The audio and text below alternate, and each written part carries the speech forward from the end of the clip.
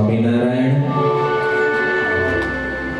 વડતાલ પીઠાધિપતિ પરમ પૂજ્ય આચાર્ય પ્રવર ધર્મ ધુરંધર 1008 મહારાજ શ્રી રાકેશ પ્રસાદજી મહારાજ શ્રી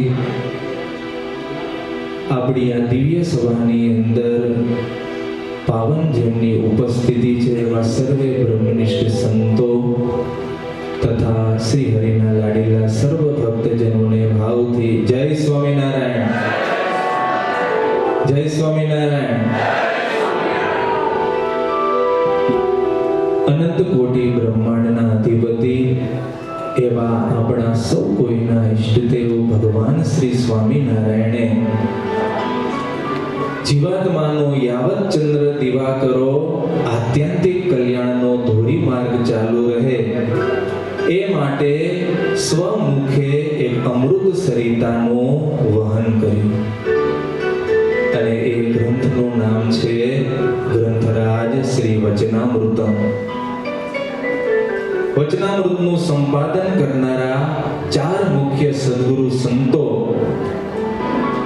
મંગલાચરણની અંદર ભગવાનની પ્રાર્થના કરે છે કે હે હરિ, હે સદમતીને આપનારા, આપે આ પૃથ્વી ઉપર પ્રગટ થઈ અને ધર્મ જ્ઞાન વૈરાગ્ય સહિત મહાત્મય જ્ઞાને સહિત ભગવાનની ભક્તિ કેવી રીતે કરવી એ પોતે આચરણ દ્વારા સંતો ભક્તોને શીખવાડ્યું અને સંતો ભક્તોનું કલ્યાણ કર્યું. માટે એવા હે કલ્યાણકારી શ્રી હરિ, અમને સદબુદ્ધિ આપો જેથી કરી અને આ વચનામૃતના ગૂઢ રહસ્યોને અમે જાણી શકીએ.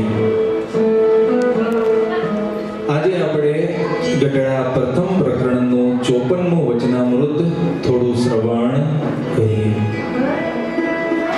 સદગુરુ મુક્તાનંદ સ્વામી ભગવાન સ્વામિનારાયણને પ્રશ્ન પૂછે છે જે હે મહારાજ, શ્રીમદ ભાગવતના એકાદશ સ્કંદમાં જનક રાજા અને નવ યોગેશ્વરના સંવાદે કરી અને કહ્યો જે ભાગવત ધર્મ તેનું જે પોષણ તે કેમ થાય અને વળી જીવને મોક્ષનું દ્વાર કેવી રીતે ઉઘાડવું થાય.